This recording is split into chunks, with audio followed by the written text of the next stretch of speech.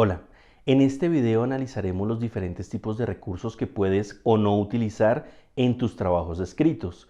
De igual manera, vamos a analizar algunos aspectos de las normas APA. Lo primero que debemos tener en cuenta es que siempre debemos respetar las ideas de otras personas, es decir, todo lo que se encuentre escrito, lo que se haya grabado en videos, fotografías, imágenes que ya hayan sido publicadas, se refieren a la construcción intelectual o la propiedad intelectual de terceros. Cuando vayamos a escribir un texto, siempre debemos respetar esos derechos de autor.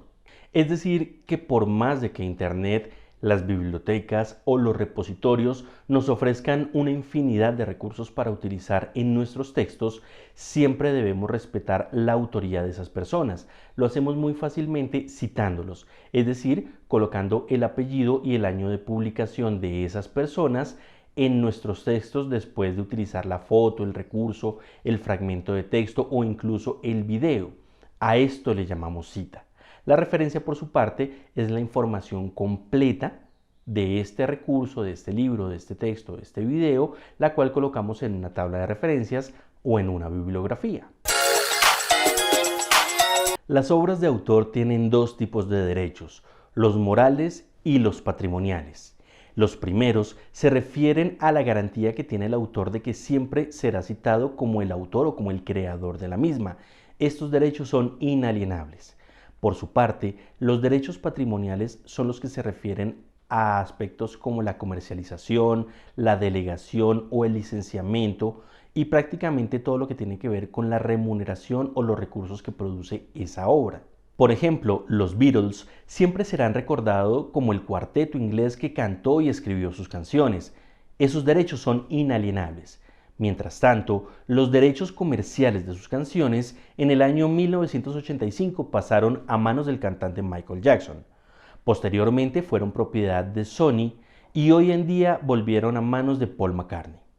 Para el caso que nos ocupa, es decir, el momento en el que estamos escribiendo un texto, un documento o algún tipo de infografía para nuestro trabajo o la universidad, es importante revisar si las fuentes que estamos utilizando tienen protección de copyright, es decir, si tienen el logo que estamos viendo en pantalla y el cual aparece por lo general en la bandera, o sea, en la información editorial del libro o texto que estamos consultando, o en los créditos finales del video que estamos observando. En este caso, no podemos reproducir parcial o totalmente la obra. Es importante revisar el tipo de protección o el tipo de derechos que protegen a la misma. Lo que sí podemos hacer es citarla preferiblemente mediante el parafraseo, es decir, explicar en nuestras propias palabras lo que el autor original de la obra quiso exponer y, por supuesto, citar a dicho autor. Esta situación llevó a muchos autores, en especial a creadores de paquetes informáticos y de software en los años 80, a pensar en la forma de compartir el conocimiento, particularmente sus obras, de manera democrática, sin necesidad de usar derechos de copyright. Fue así como nació el copyleft, que se refiere a una serie de licencias que permiten la reutilización con o sin condiciones de muchas obras de autor. Estamos hablando de paquetes de software, de videos o incluso de textos escritos. Entre las licencias copyleft se destacan la GNU GPL y las Creative Commons, que son dos tipos de licencias que los autores o los creadores de una obra utilizan para permitirle a otros utilizar sus obras de manera legal. Recordemos una vez más que todos los recursos que extraigamos de fuentes como Internet, bibliotecas, videos, revistas o repositorios, entre otros, siempre debemos citarlos y referenciarlos. La referencia se refiere a la información completa del libro u obra que estemos utilizando. Lleva una cantidad de elementos que determinan las normas de citación, en nuestro caso las normas APA, y las cuales por lo general se añaden a una tabla de referencias o a una bibliografía. Por su parte, la cita es un resumen de la referencia, o sea que es una forma más corta de indicar el autor y particularmente el año de publicación de la obra. La cita, a diferencia de la referencia, va incluida en el texto que estamos escribiendo y por lo general se coloca antes o después del fragmento extraído o de la foto o recurso utilizado. Existen varios formatos para referenciar. Esto depende del tipo de obra que queramos referenciar. No es lo mismo hacerlo con un video que con un texto escrito, una fotografía, una gráfica, una tabla o incluso una revista o un artículo de investigación.